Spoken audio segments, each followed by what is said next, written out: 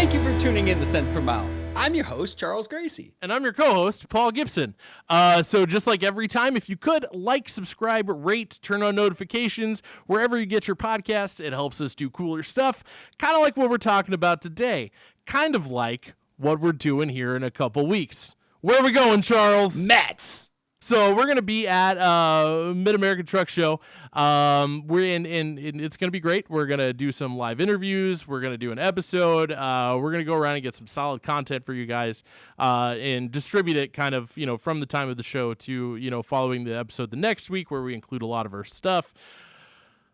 That being said, today we're going to focus on something else cool that's happening at MATS. So around where we're at is going to be the Veterans in Trucking Showcase, where there's going to be several trucks on display that are custom wrapped and kind of celebrating various branches of our military. There's also going to be wreaths across America, and they're going to be teaching people how to make wreaths and talking about their organization. There's going to be Fastport, which is another great organization which helps find apprenticeship programs for veterans and helps them to transition to the civilian sector, and they're pretty heavy in trucking. And then lastly, we have Sarah, who is an actual representative from Veterans in Trucking, to talk about the organization and what the showcase is all about. That being said, here's a quick video with them being today's sponsor to kind of give you a rundown of the event. We are proud to show the deep patriotism and commitment of our industry to veteran drivers by displaying custom-wrapped trucks. We invite you to participate in supporting those who have served and successfully transitioned into a career in trucking by attending Veterans in Trucking's patriotic events at the 2023 Mid-America Trucking Show. I am neither a veteran nor have I driven a truck. Ridden in one a lot, but it never actually been a truck driver. So, Charles, I'm going to divert to you on most of this because it just seems a lot more appropriate. Hey, thanks, Paul. And I'm excited for everything we got going in this episode today. One of the things we got going is Hanson and Atkins brought one of their drivers, Terrell, to talk about his experience. We're excited to have you here today. It's always a honor when we have a fellow brother or sister in arms over here and someone that's out there continuing their service to the country as a truck driver nowadays. How are you doing today? I'm doing wonderful. Yeah. So Terrell, tell me a little bit about your background. What branch did you serve in? I served in the United States Marine Corps for 4 years. Tell me a little bit about your transition, coming out of the Marine Corps and what led you into trucking. And more importantly, how did that transition lead you to Hanson and Atkins? Well, actually, it was actually a pretty easy transaction because even as a kid, I wanted to be a soldier and a truck driver.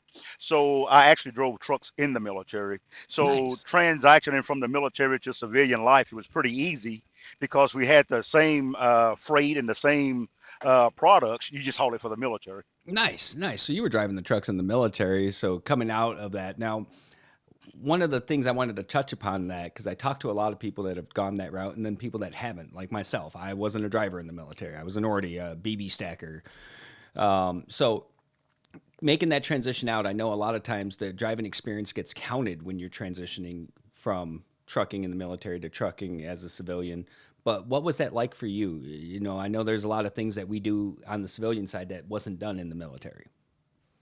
Well, yeah, that's true, but at the same time, there's a lot of places that we did we did not go cross country and all that for the military. So it took some getting used to when you get out of the military and you have to drive cross country, because when you're in the military, you kind of just drive locally from base to base delivering products. So it was a pretty big difference there, but I adapted to it pretty quick and pretty easy. Okay. So when you were making that transition over into the civilian side, it was a pretty easy transition in your words. What were you looking for when you got out? I know when we all get out of the military, we have this vision of what life looks like afterwards, and then we get hit with the reality of what life is afterwards. So what was that like for you, and what drew you to wanting to do trucking on the civilian side? Like, there had to be something that screamed, hey, you want to do this. What was that? Well, because I always wanted to travel and see the world, and I was able to do a little bit of that in the military. But when you get out and drive trucks, you run across country, you get a chance to go to different places and see things that the normal average person don't get a chance to see daily basis or sometime throughout their life. So I look forward to seeing different states and different cities and towns and look at some tourist attractions while I was there. So I actually enjoyed stuff like that. Nice. So now we come to the fact that you're at Hanson and Atkins as a veteran and somebody that wanted to be a soldier and a truck driver. What made you go to Hanson and Atkins? What did they offer that made you say, "Hey, this is where I want to be. I want to be part of this group"? Well, I've done a little research on Hanson and Atkins. I had a couple of family members that work here, and it was a very family-oriented company. And they all had good things to say about the company, and the benefits here is awesome, the pay is awesome, and they have a wide variety of job opportunities for you if you want to, run local or run over the road or be home every night or, regional or dedicated. So there's a bunch of options I had where I wasn't just with some companies where you just have to go over the road and stay gone 2 or 3 weeks at a time.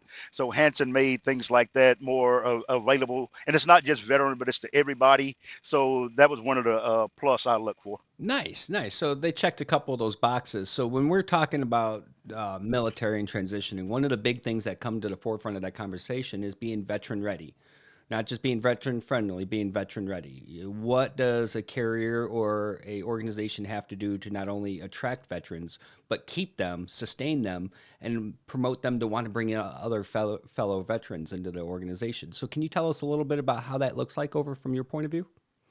Well, the thing is with here at Hanson and Atkins, a lot of things we do here coincide with what we're doing done in the military as far as having to be time sensitive, got to be on time. You're held accountable. You're not micromanaged.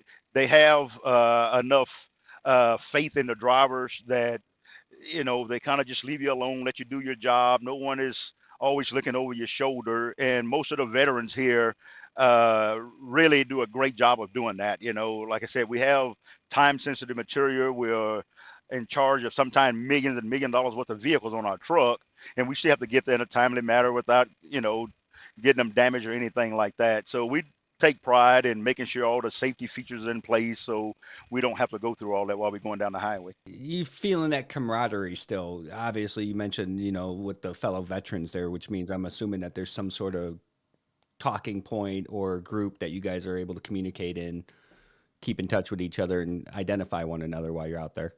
Yeah, we have. I run out of Dallas, Texas, so there's probably 8 or 9 veterans that work there. But the company also have. Just out of that location. Yes, but Nice. I think the company has, I think, almost 40 terminals around the United States. So I don't know a lot of veterans there because I'm really not. The company has a veteran website for the drivers.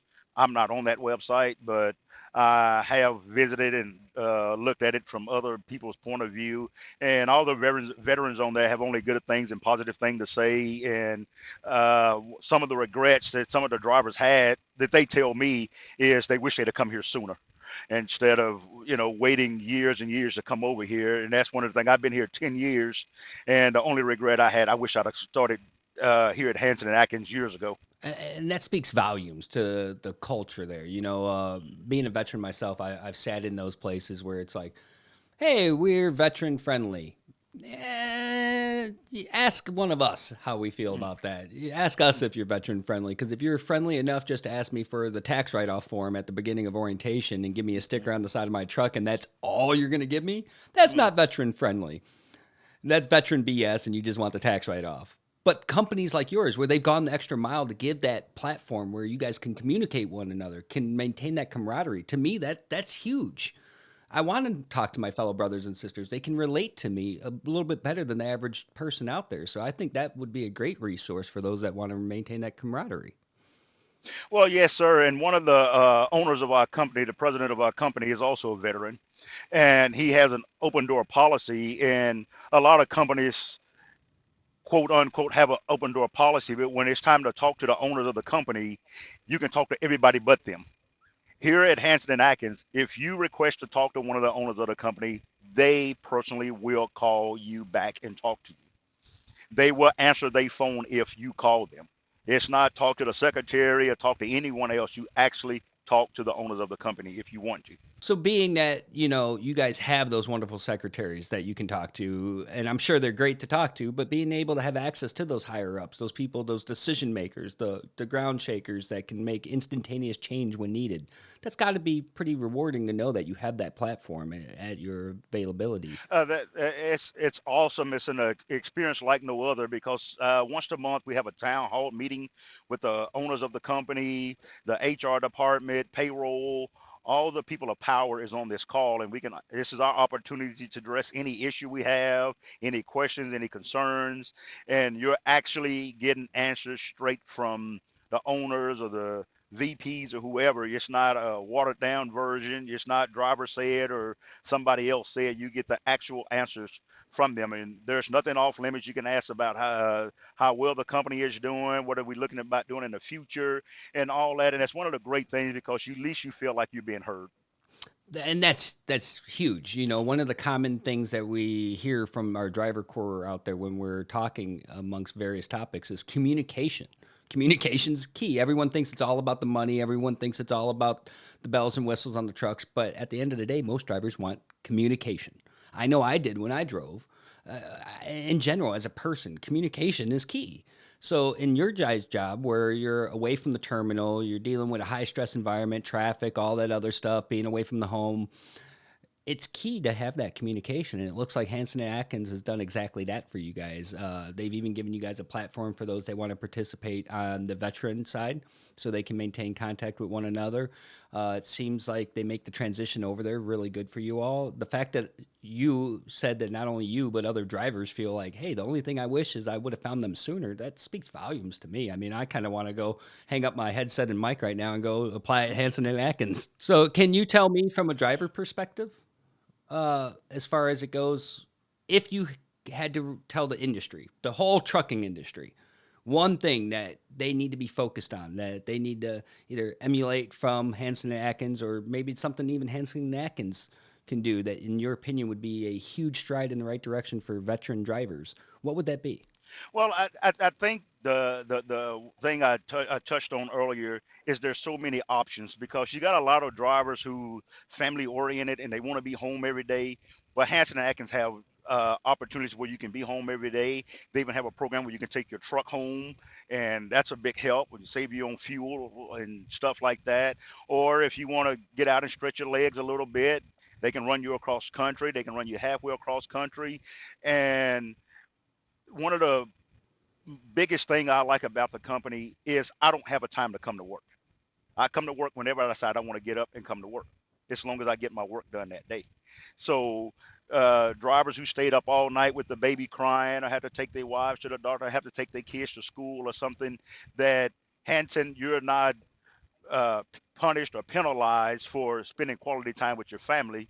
They give you that opportunity and still have the opportunity to get your job done and still make a pretty good living doing it. That's awesome. Having that flexibility, especially in today's climate, flexibility is key. You got people with two sides of the family working, kids going to school. It's not easy nowadays. The days of one parent working households are long gone in most cases. You got two parents working in the household. Sometimes you got single parents that are working. So having that flexibility for your family and your work life is probably a big benefit to anyone that's choosing to be part of the workforce. Well, that is very important, and you're correct. And the thing is, it's the pay ratio to what you do is great because you can make the same amount of money running local as you can running across country and all that. It's where you're not penalized. Well, some companies is, if you don't run that far, then we don't have to pay you so much. But because you're over the road, we're going to pay you because it costs you a lot to eat. Well, here at Hanson, it doesn't matter. You're going to be paid equally according to what you do. That's a huge point. I'm a recruiter by trade. Used to be a driver. I'm a recruiter by trade, and I hear that a lot when I talk to certain carriers or hear certain offers. Oh, we don't have to pay that much because it's home daily. The benefit isn't the money; it's that they get home daily. And that's not necessarily true. If I'm putting my driver hat on here and I'm like, hey, just because I'm home daily, I'm still gone. I was a local driver. I was an OTR driver, and I'll tell you, I'd never worked harder a day in my life as a driver than when I was local. I bumped more docks. That 14-hour rule was enforced to its fullest. The 16-hour once a week rule always came into play on a Friday when everyone else wants to get home. And guess what? Hey, by the way, Charles, you could pull a 16 today. I sure can. I'm not going to though. It's just a bad mentality. Just because I have a job that you happen to offer that gets me home daily, why should I be penalized for it? And the fact that you guys don't have that happening over there, and the fact that you could look at that as a, hey, I'm a driver. You have a job. I'm filling the job. I want to be treated like a person, just like everyone else. That's huge. Well, yeah, because one of the things is I run my truck by myself, and for the last 20 plus years, I've been coming to work at midnight, 1 o'clock in the morning. So I kind of stay on that same schedule. I come in around midnight, 1, 2 o'clock in the morning. But there are some days when I watch football or something like that, and I end up having a late night. I can still come in later that day and do my job without being penalized. I'm not punished. I'm not. Uh, Written up or anything like that, or I'm not getting fussed at by dispatch or anything like that. Because and that says a lot for me because they understand that you do have a life outside of trucking or the side Hanson and Atkins or whatever your profession is, and they kind of take highly of that and want you to be successful here. So that's why they give you that freedom here. That's great to hear. And it's exciting to know that there are people out there that are trying to do it the right way, trying to empower the decision to be a driver, but much more than that, that they're giving that freedom to you guys and the opportunity being a veteran who is in trucking. It's huge. Camaraderie is key, and not all programs are created equally. The fact that you and other drivers feel that this is a positive culture, positive experience, in my eyes, it speaks volumes to the culture at the company. And Hanson and Atkins should be patting themselves on the back and patting you guys on the back for joining them. Because without you guys, none of this would be possible. So I appreciate you coming on. I appreciate you carving out a little bit of time to share your experience. But more than anything, I appreciate you and thank you for your service and continued service. Oh, thank you for your service. I really appreciate it. And, every time I talk to a veteran, I always thank them for their service. And whether it's in law enforcement, a firefighter, anything like that, because a lot of time that goes a long way just telling people thank you, I appreciate it, because a lot of people don't realize how much that means to us just by telling us that. We don't always need any monetary uh, compensations or trophies or plaques or ribbons or anything like that. Every once in a while, a thank you go a long way and it don't cost you anything. Exactly. Just a little bit of recognition. Yes. Thank you so much, Terrell, for sharing your experience, both before, while in the service, and while at Hanson and Atkins. And again, be safe out there. I appreciate you, and thank you for everything you do. Yes, sir. Y'all welcome. You gentlemen have a great day. Wow, that was great time hearing everything that Terrell had to share with us and Hanson and Atkins, what they're bringing to the table. Speaking of things that people are bringing to the table, there's a lot happening over at Fastport, and I'm excited to bring Brad and Dave onto the show. Can you tell me a little bit about what is Fastport? Well, Fastport started as a technology company to help military veterans find civilian jobs. That's kind of the elevator pitch for that.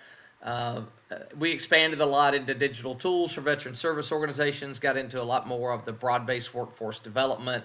But the specialty or the industry where we have the most subject matter expertise is definitely transportation. With the background of several people who work for the company, myself and Dave included. So we touch a lot of people going to left of transition events, telling the story of the opportunities that are available there in the transportation sector, trucking being the biggest subsector of that. So we're doing a lot of presentations on military bases and not only putting them into the careers like the diesel technicians, truck driver, et cetera, but also into registered apprenticeship programs, which is what Dave runs for our company. You guys are doing fantastic things over there. And if we were going to ask Fastport, what's your goals moving forward? What would some of those look like? Well, I'm going to piggyback off of what Brad said and answer your question at the same time. In our role in workforce development, we have put over 21,000 people into career paths in transportation, distribution, logistics. We partner with ATA, TCA, Trucking Alliance, Next Gen Trucking, Minority Professional Truckers Association. I can go on and on and on. I could literally talk for 30 seconds just on that. What we have done is we've aligned. It primarily started with veteran engagement. We aligned the DOT, the DOL, and even the DoD IMAP language on what a professional safe truck driver is with ATA, TCA, the Trucking Alliance, those things. So you essentially have a standard that has been produced that never existed, that has real alignment between industry and government, which never existed before either, which is a good thing in this case because it's industry driven. So I wanted to say that that's important. And the other thing is our goals, and Brad's going to talk about transition trucking because that's a big part of what we do. That's involving a veteran who was a rookie and gets nominated by their company or the school that they went through, and they are selected after a lengthy process, and the winner is actually given a brand new T680 truck and all the lights, bells, whistles, and everything else. Plus, everybody that participates gets something out of it. Our participates are all the candidates who are selected towards the end of it, and they all come to Washington D.C. It's a major event. We did it this last year; it was fantastic, and we've done it for 7 years in a row now, Brad. I think. Yep, this will be number 8. 7 years in a row. But our goal is this: we partner with as many VSOs and organizations that we can in the veteran space to link those folks to meaningful long-term employment and career opportunities, career pathing. And we work with organizations who can do that. Our goal is to expand that, and that is our goal, period. How many can we get? Volume-wise, we're working a lot of volume, but we will load that truck as hard as we can. Well, that's pretty important mission, and that's some pretty substantial goals, and I envision nothing but success along the way for you two. I've gotten to know you guys. I was actually at the event this past year, and it was very rich and rewarding to watch these individuals who have worked hard get up there and get recognized, not only for their service, but for what they continue to do and what you guys are doing to bring that awareness to this. So that's pretty exciting stuff. Now, I know you're going to be at Matt's this year, so tell me, what does it look like having Fastport at Matt's? What are you guys going to be doing at Matt's? There's a dance involved that Brad's going to do. I thought we were saving that to the end. We're going to be over in the same section with Veterans in Trucking. I know Reese Across America, a lot of the same other people that are going to be part of this podcast. But we're over in the West Wing Pavilion. I think our booth is 74173. Pretty big footprint, though. We are going to have our Kenworth truck there that will be awarded to the military veteran in our transition trucking contest this year. We have a separate table there where Dave and his team are going to be talking to people about opportunities coming into the industry. We're one of the stops along the way for the scavenger hunt that Next Generation in Trucking does, for example, where they bring in 250 high school students that are going to be there on the Thursday or Friday of the truck show. So we're excited about that. So we're really there wearing a lot of different hats. We're going to be there, again, promoting transition trucking. We actually have also a National Guard truck that's going to be there as part of the display. One of the other initiatives that we work pretty closely with is Employer Support of the Guard and Reserve, ESGR. So we'll be there with ESGR. We'll be there with the Department of Labor. We'll be there doing military recruiting, but excited to be in that space. I think that's the best place to be, surrounded by all those trucks with the military-themed graphics with great partners like Veterans in Trucking, CDO Life, again, Reese, ESGR, some of those folks. Don't forget, Hot Seat Services and Hot everyone Seat else. Services. Well, I knew you'd do the shameless self-plug on that. So. No, hey, that's some exciting stuff you guys are doing. And being a veteran myself and somebody that's a huge advocate for the industry of transportation and the camaraderie it brings, I think it's very important what you guys are doing. I get caught saying all the time, we need to make trucking sexy again, but we really do. And we need to focus on where that looks. Yeah, Dave, I mean, come on. We got to put that mug all over everything. That'll bring everyone in. It's important that we not only make it sexy for the drivers that are wanting to come in, but also for the veterans. I've talked to veterans all the time in this industry, and they love the camaraderie. They love everything about it. And I think we just, as an industry, need to focus on highlighting that and what is important to these people. Building programs around not only them transitioning in, but maintaining their transition throughout the time that they're with a company, including their families. Veterans are away from their families a lot of the time. So when you can include their families into these organizations and into what you're trying to do, it just builds a more wholesome environment. There's so many things that you guys bring awareness to along these lines, and many more that I'm not even going to have time to cover. It's very rewarding to see people out there fighting the good fight. And me, for one, I thank you for what you do. It's a labor of love for us. We believe in what we do, and we believe in why we do it. Another goal is, fix the supply chain problem. Well, I will tell you that one of the things that Brad and I both talked about that we love about this is both of us been in transportation trucking for a long time, and we've seen companies that hate each other and cut each other's throats that will coalesce and work together to serve veterans and to make those things. You see it in the Reed's effort. You see companies that now will cooperate and work together. I saw this during the White House Challenge this last year. You had Teamster, non-Teamster. You had companies that would never talk to these folks, and they're all working together to try to address issues. And veterans is one part of that. And so it does my heart good to see people put something above themselves the way you see in military service.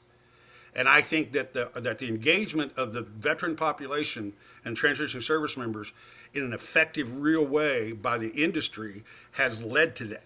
And that is the commonality. So that's, if you're looking at the overarching good and what will serve the most and keep our grandkids from paying $20 for a loaf of bread, there's where the theme works. And it's because of people who serve passing that ethos on in their new space. Yeah, and that's great information. And like I said, there's so much that I've watched and listened to you guys put out that's just beneficial to anybody that's willing to listen and take time to get familiar with what's going on out there. If someone wanted to get more familiar with what's going on out there, how would how would they reach out to you guys? How would they start communications in order to further that?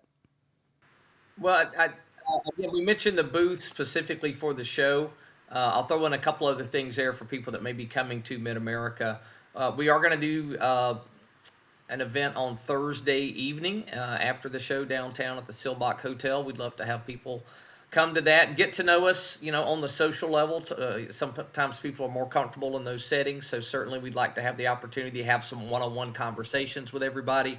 Dave mentioned the Biden-Harris Trucking Action Plan, the work we did with the White House. His team led that effort. There has been a follow-on task force related to that called Task Force Movement. I think they're also going to be coming to Mid-America, participating in a session with FMCSA.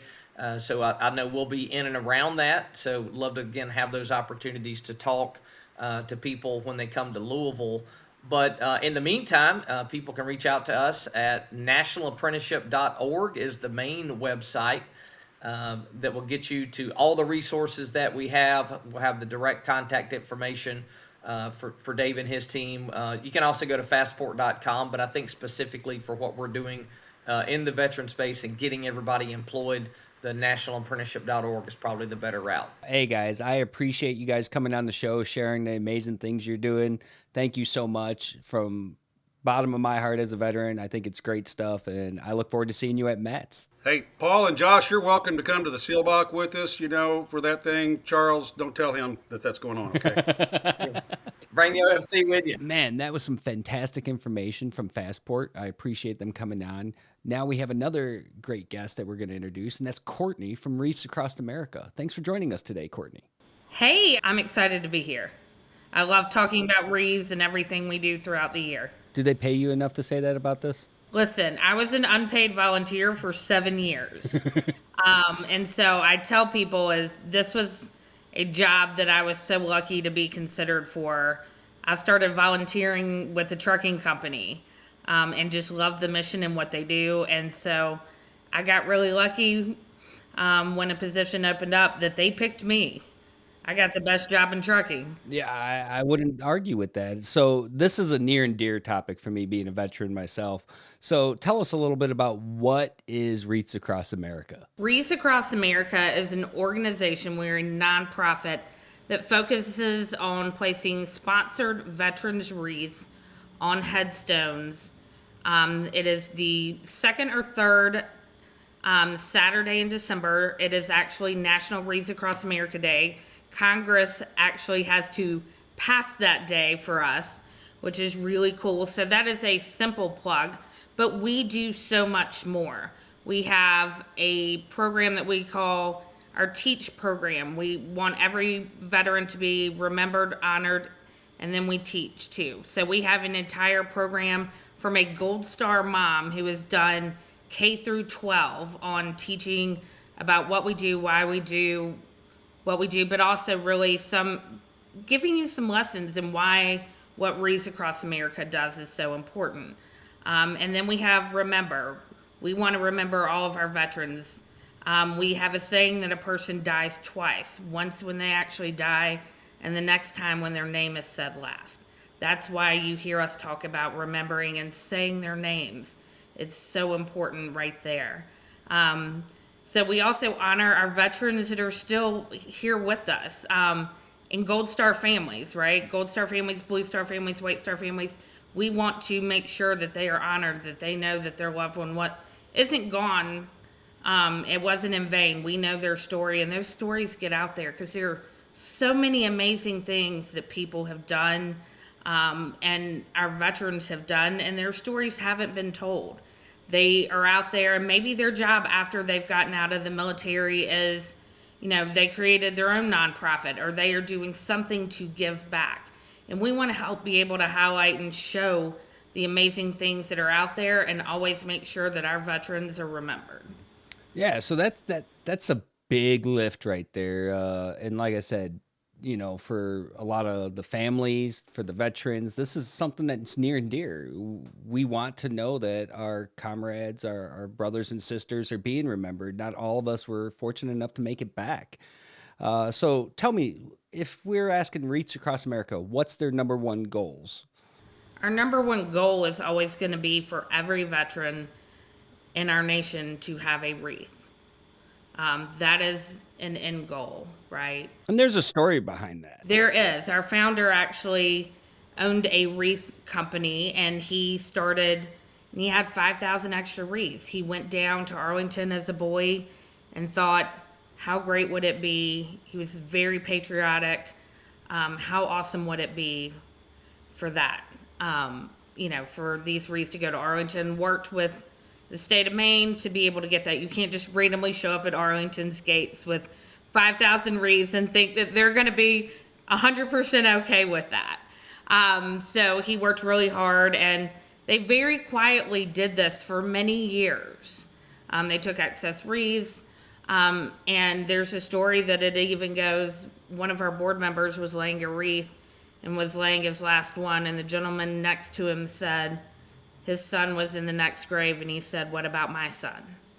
And if that doesn't kind of hit you with all the feels and kind of hit you where you're going, I've got to do even more. That for us is really important. We've even taken wreaths over to Normandy. We love to tell everyone stories. That is really important to us because freedom is less than a generation away.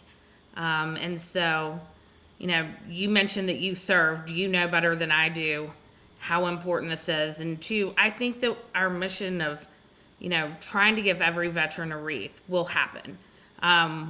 We increased our locations last year. We were, about 2,700 to 3,702 locations. We placed 2.7 million wreaths. That's a lot, but we still have a lot of work to go and a lot of work to do. And we are so blessed by so many, location coordinators and volunteers that are out there that help coordinate, reach out to people, fundraise, clean up, do the whole 9 yards. And cleanup is actually one of my favorite parts of what we do because you get to go out there, you see the families.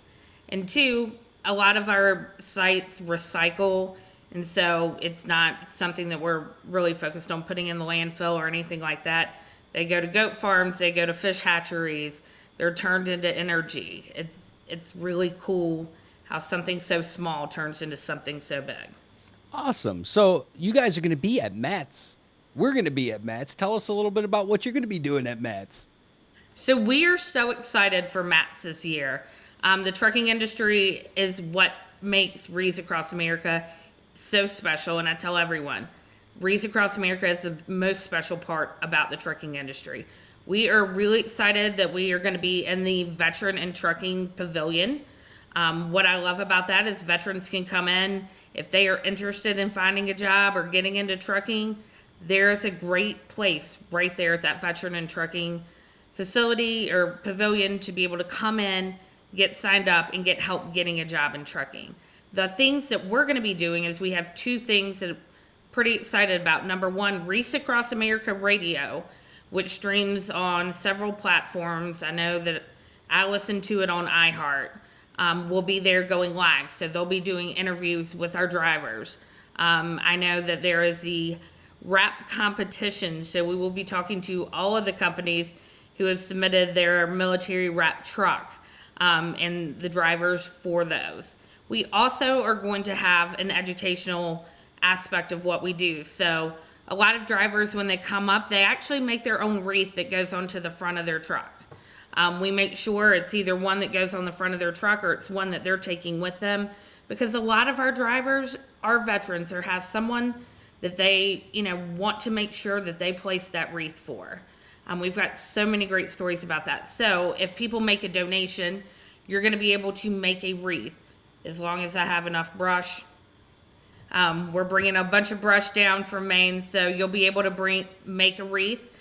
We tell you as you're making it, it's pretty easy to do, but there are 10 different bouquets that are made in the wreath that we feel like make up the 10 attributes of a veteran. So you'll be learning about what we do there, and also kind of seeing how the wreaths work, why it's cool, why it's special, and what really kind of struck a chord for the trucking industry. Wow, I'm excited to see everything you guys are doing in Matt's. Courtney, if someone wanted to reach out to Reefs Across America, what's a good way to reach out to you guys? Easiest way to reach out if you are interested in trucking is trucking@reesacrossamerica.org. That's the best way to get me, trucking@reesacrossamerica.org. All right. Well, I look forward to seeing you in Matt's. I'm excited about everything you guys are doing. Thank you for coming on the show, and thank you for everything you and your organization are doing. Thank you so much. I'm so excited to see y'all at Matt's. Next, we're talking to Sarah from Veterans in Trucking.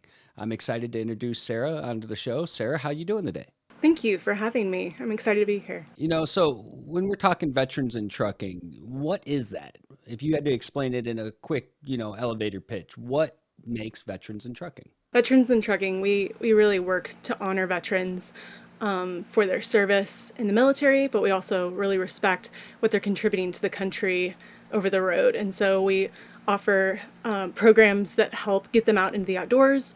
And then we also offer carriers an opportunity to recognize their veterans in tangible ways. Okay, so when we're talking that, what's one of the main goals for Veterans in Trucking? Yeah, our purpose, we want to make sure that carriers have an opportunity to showcase their patriotism. This is one of the more patriotic industries in America, but our organization, Veterans in Trucking, gives them this opportunity to stand out through honoring them in tangible ways, from sponsoring a trip to being an association member who helps provide them with a really good job once they come home. Nice. So I imagine that's a lot of work behind the scenes to make all these moving parts come together to become this respectable way for us to give back to our veterans. And being one myself, I can appreciate all that work behind the scenes. So, with everything you guys are doing and for Matt's in general, putting all these moving pieces together, tell us a little bit about what your involvement in Matt's. What do you got going on there? Yeah, so Matt's is going to be really neat this year. It's going to be held down in Louisville, Kentucky, at the end of March, and our active military and then recent retirees are going to get in free, which is neat. They're going to have all kinds of cool giveaways. The Department of Labor is going to be there, showcasing apprenticeships. And for listeners who don't know what that is, it's just an apprenticeship helps you have a more guided experience into the trucking industry. And I know Cents Per Mile had a guest that had talked about ideally the trucking industry would experience a 90% retention rate. That's the goal, right? We'd love to see it more standard across how it is in other workplaces. Carriers that participate in these apprenticeships have that 90% retention. That's amazing. If you're interested in trucking, if you think that's a possibility for you, an apprenticeship is the way to go because it's going to make sure you have this more concierge experience. So that's going to be neat. And then we're also going to have Reefs Across America is going to be there, and they'll be doing a wreath making demonstration. They will be talking, of course, about their mission of putting wreaths on the graves of soldiers around Christmas time every year. So that will be a really neat experience for those that have gone through the service. So, I mean, you guys got a lot of moving parts. You're putting them all together for this great match show. You guys are very prevalent at match. You got all kinds of different organizations coming together for one common good, veterans, and promoting them within trucking. So, I mean, I'm excited to see you guys in mats. I'm excited to follow everything you're doing, and I appreciate you taking some time to come on the show and share a little bit of it with us. So if someone wanted to reach out to you to either sponsor one of these trips or get involved with Veterans in Trucking, how would they reach out to you? They can email me at sarah@veteransintrucking.com, and they're welcome to call us to find out more about that. Well, thank you again for sharing all this amazing stuff you're doing. I appreciate you taking the time to come on the show to give us some insight on everything that you guys are doing behind the scenes. And I look forward to seeing everything you're doing at Matt's. Yeah, we're excited to head that way in March.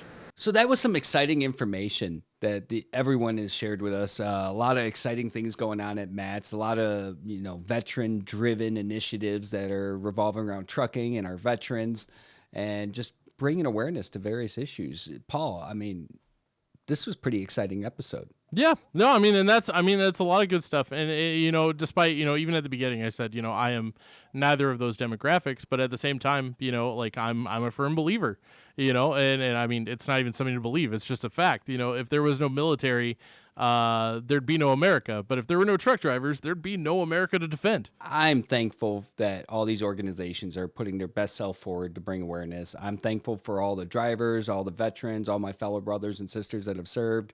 Thank you for all you that are bringing awareness to this and continuing to serve us to today. All right. Well, we're excited to see everybody at Matt's. Come make sure to stop by. Also, stop by the Veterans in Trucking Showcase, and we'll see you there. Thank you for tuning in to Cents Per Mile. I'm your host, Charles Gracey. And I'm your co-host, Paul Gibson. See you next time.